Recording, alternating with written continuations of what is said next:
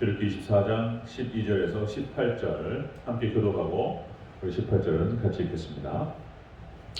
12절 제가 먼저 읽습니다. 여호와께서 모세에게 이르시되 너는 산에 올라 내게로 와서 거기 있으라. 네가 그들을 가르치도록 내가 율법과 계명을 친히 기록한 돌판을 내게 주리라. 모세가 그의 부하 여호수아와 함께 일어나 모세가 하나님의 산으로 올라가며 장로들에게 이르되 너희는 여기서 우리가 너희에게로 돌아오기까지 기다리라. 아론과 훌이 너희와 함께 하리니 무슨 일이 있는 자는 그들에게로 나아갈지라 하고 모세가 산에 오르매 구름이 산을 가리며 여호와의 영광이 시내 산 위에 머무르고 구름이 엿새 동안 산을 가리더니 일곱째 날에 여호와께서 구름 가운데에서 모세를 부르시니라. 산 위에 여호와의 영광이 이스라엘 자손의 눈에 은밀한 빛같이 흘렀고 함께 있습니다. 모세는 구름 속으로 들어가서 산 위에 올랐으며 모세가 40일 40야를 산에 있으니라. 아멘. 네, 잘했습니다. 어디 예수님, 네, 예수님의 은혜와 평강이 넘치시기를 축원합니다. 아멘. 네, 우리 함께 읽으신 출애굽기 24장 12절에서 18절 오늘 본문을 토대로 모세가 십계명을 받는 모습이라는 제목으로 말씀 받겠습니다. 모세가 십계명을 받는 모습. 우리가 어제 살펴봤던 거 다시 한번 확인하고 바로 넘어가겠습니다. 자, 이스라엘 백성들, 이스라엘의 피언약 이후의 모습. 이스라엘 백성들, 이스라엘의 피언약 이후의 모습은 첫 번째로 이스라엘 대표들이 시내산에 올랐다라고 기록되고 있죠. 피언약 뒤에 자, 하나님께 나옴을 허락받았다는 것입니다. 하나님께 나옴을 허락받았다. 산으로 올라갑니다. 자, 두 번째, 이스라엘의 하나님을 봤다 이렇게 기록되고 있습니다. 봤다. 하나님을 대면하게 되죠. 이건 직접적으로 봤다기보다는 하나님의 영광이라든지 하나님의 장소라든지 이런 것을 봤을 것이라고 이제 보는 거예요. 주석에도 다 그렇게 나와 있고요. 직접 볼 수는 없죠, 하나님을. 세 번째입니다. 그리고 이스라엘의 피언약 이후의 모습 세 번째, 하나님을 뵙고 먹고 마셨다. 그래서 이제 이것은 마치 신약 성경에 이제 주의 만찬, 성만찬을 연상시키고요. 성만찬과 비교된다고 볼 수 있습니다. 그래서 오직 예수님과 하나님과 동거동락하는 그런 삶이 되는 것이죠. 예수님의 피언약 뒤에 이런 일이 벌어진다는 것입니다. 자, 이 일이 있은 다음에 이제 모세를 하나님께서 부르셔서 십계명을 이제 주시는 장면이 나타납니다. 모세가 이제 십계명을 받을 때 어떤 모습이었는지 또 한번 우리 자세히 한번 살펴보도록 하겠습니다. 모세가 십계명을 받는 모습 첫 번째로 여호수아와 함께 산에 올랐다.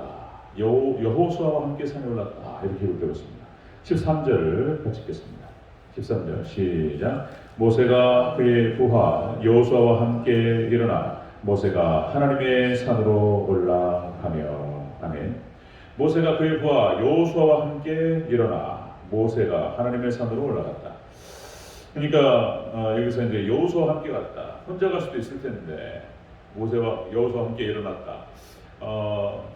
여러분들 여호수아가 신약 성경에서 그 이름 자체가 이제 히브리어는 여호수아, 헬라어로는 예수라고 말씀드렸죠.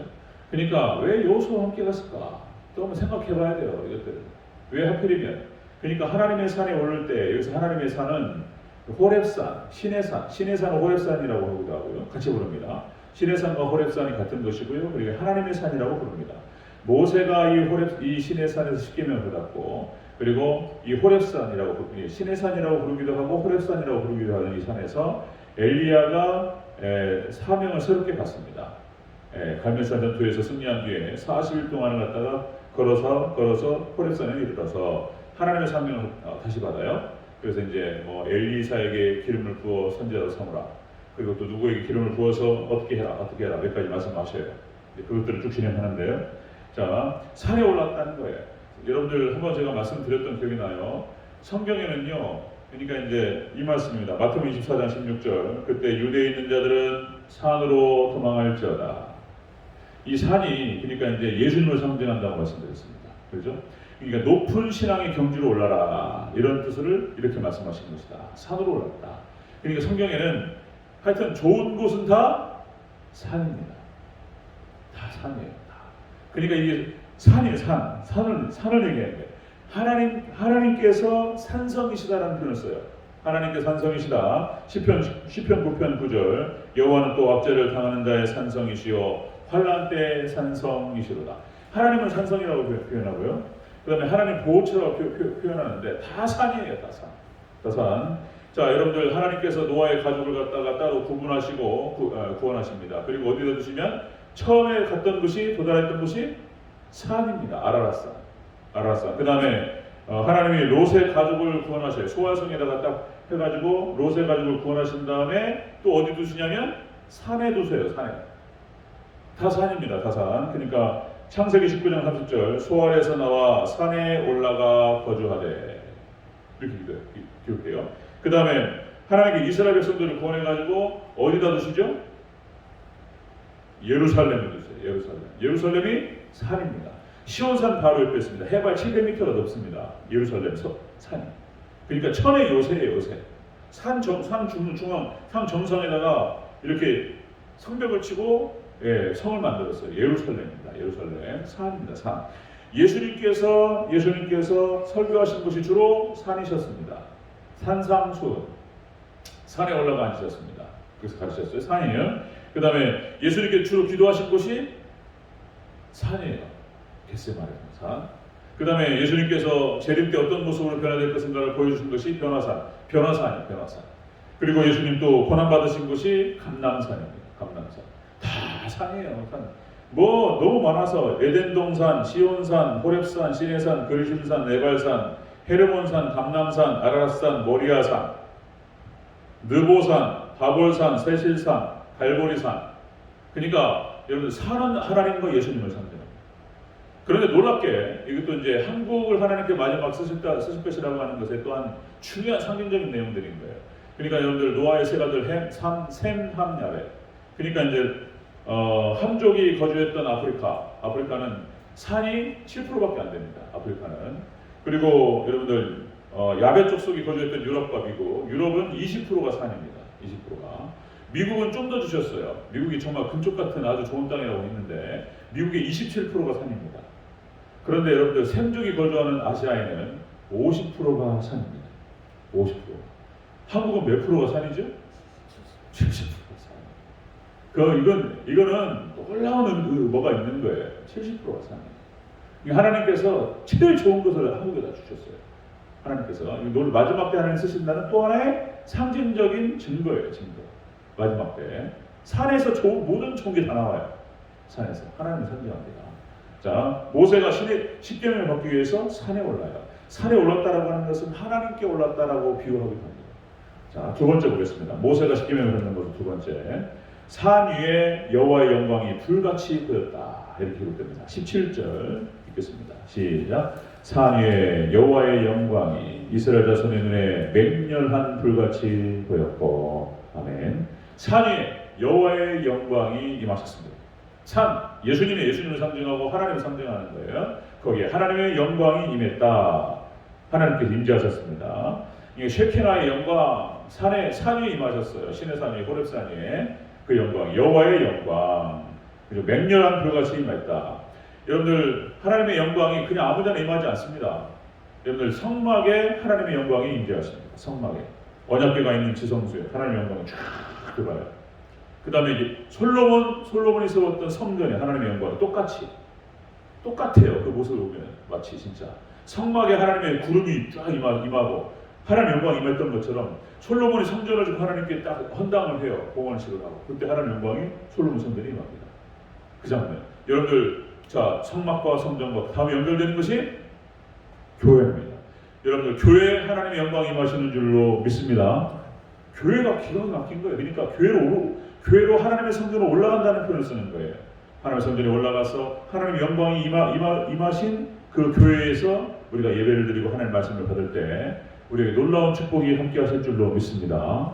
하나님께 올라가는 거예요.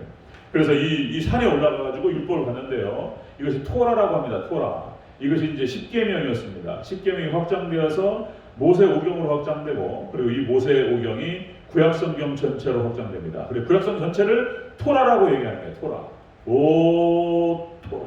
막 해가지고 어마어마한 축복이 여기서부터 흘러나오는 거예요. 하나님 말씀으로부터. 이렇게 받는 것입니다. 그래서 여러분들 모세가 십계명을 받을 때 어떤 모습이었는가? 예수님과 함께 산에 올랐습니다. 여호수아와 함께 산에 올랐고 하나님께 올랐고요. 그리고 하나님께 그 산에 임재하셨습니다. 여러분들 이제 그렇게 생각하시면 됩니다. 매일같이 새벽 그리고 저녁으로 하나님께로 올라가신다는 마음, 하나님을 만난다는 마음, 그런 마음으로 오르시기를 축원합니다. 이런 사람이 없었어요. 난 모르겠어요. 난 대전적인 어떤 축복이 있을지 모르겠습니다. 전 세계에 여러분들 전 세계에 수요 예배를 드리는 국가가 없어요. 한국밖에 없어요. 전 세계적으로 새벽 예배를 드리는 나라가 없습니다. 한국밖에 없어요. 그런데 대전적교회만이 이렇게 많이 할 수 있다면 새벽하고 저녁하고 지금 계속 이럴 수 있다면 대체 어떻게 되는 건가? 모르겠습니다. 하나님께서 그냥 막 축복도 막 곱을 주실 줄로 믿습니다. 전 세계 없어요. 새벽 예배, 수요 예배가 없어요. 하나님께 마지막 때 한국을 쓰시는 이유가 또 하나의 증거인 거예요. 이것이 한국만 있어요. 한국만. 전 세계에서 가장 큰 교회가 한국에 있습니다. 한국만 이래요. 한국만. 할렐루야. 대전제일교회는 더해 이것이. 이렇게 할 수 있다면 정말 근신을 지키고 우리가 매일 하나님께 모여서 잠깐이라도 예배드리고 말씀 나누고 하나님께 고배고배 축복을 주실 줄로 믿습니다. 그런 축복이 있기를 주의 이름으로 축원합니다. 그런 거예요. 세 번째 보겠습니다. 모세가 십계명을 받는 모습 세 번째. 자, 모세가 40일간 시내 산에 있었다. 이렇게 되었습니다. 18절 읽겠습니다. 18절 시작. 모세는 구름 속으로 들어가서 산 위에 올랐으며 모세가 40일 40야를 산에 있으니라. 아멘. 모세가 40일을 산에 있었어요. 산에. 이 똑같은 구절이 출애굽기 34장에 나옵니다. 출애굽기 34장 28절에 모세가 여호와와 함께 40일 40야를 거기 있으면서 떡도 먹지 아니하였고 물도 마시지 아니하였으며 여호와께서 언약의 말씀 곧 십계명을 그 판들에 기록하셨더라. 40주 40야를 갖다가 산에 있었다는 거예요. 그리고는 떡도 먹지 않고 물도 마시지 않았다는 거예요. 이 정도 되면 죽는 건데 하나님의 은혜가 어떻게 임했는지 모르겠지만 40주 40야를 갖다가 물도 먹지 않고 떡도 먹지 않고 있었다는 것입니다. 하나님을 만나는 데 있어서 우리가 이거 무엇을 의미하냐면 하나님을 만나고 우리가 말씀을 만날 때 그냥 만나는 게 아니고요. 연단과 고난을 통과하면서 만납니다. 그냥 만나지 않습니다. 여기 지금 우리 장로님들 계시고 우리 권사님 계시고 이렇게 하는데 저도 여기 마찬가지입니다. 저도 여기까지 올 때는요. 보통 고난이 아니었어요. 제 딴에는. 저는 잘 몰라요. 우리 장로님들의 삶을 잘 모르는데 아마 말 못할 여러 가지 속사정과 많은 고난이 있으리라고 생각이 들어요. 그냥 아무한테나 허락하지 않습니다. 그래서 이 은혜는 모세에게 허락된 겁니다. 모세. 그래서 고난을 통과해서 십계명을 받는 거예요. 자, 40이라고 하는 숫자 고통의 숫자라고 말씀드렸죠. 그래서 모세가 40년간 광야 연단을 받았고 이스라엘 백성들이 40년간 광야에 있었고, 그죠? 그 다음에 엘리야가 40일을 갖다가 호렙산을 가기 위해서 40일 쉬지 않고 달립니다. 그 다음에 또 한 가지 또 40일이 골리앗이 40일을 도발해요. 나오란 말이에요. 나오라고 붙자고 40일을 도발해요. 꼼짝도 못했어요. 이스라엘 백성들이 40일 동안 하나님을 모독하고 이스라엘 모독했는데 아무 말도 못했어요. 40일 딱 찼어요. 그러니까 다윗이 나타나가지고 한 방에 보내버렸어요. 할렐루야. 그 다윗이 예수님 상징하는 거예요. 예수님. 그 돌이 왜 예수님. 그러니까 성경 이렇게 봐야 돼요. 40일 딱 차니까 다윗이 딱 나타나가지고 돌로 그냥 한 방에 그냥 보내버려요. 그냥 하나님께서. 40일 딱. 이게 하나님을 만난다라고 하는 것은 고통의 시간을 우리가 통과해야 돼요. 예수님께서도 40일을 금식하십니다. 그렇죠? 그리고 하나님을 만나고 말씀을 만나고 하나님과 교제하고 이런 일이 벌어지게 됩니다. 자, 모세가 십계명을 받는 모습입니다. 자, 예수님과 함께 산에 올랐다. 시내산에 예수님과 산에 하나님께 올랐다. 그리고 그 산에 하나님께서 임재하셨다. 만나는 것이죠. 그리고 연단 속에서 모세는 십계명을 말씀을 받습니다. 연단 속에서 여러분들 하나님을 만나고 하나님과 교제하고 그리고 하나님 교통하고 하나님과 소통하고 그리고 동행하는 것은 아무한테나 허락되지 않고요. 일정의 연단과 고난을 통과하는 삶입니다. 그만큼 마음속에 어떤 하나님에 대한 열정과 갈증, 갈급함이 있는 사람들, 이 사람들에게 허락됩니다.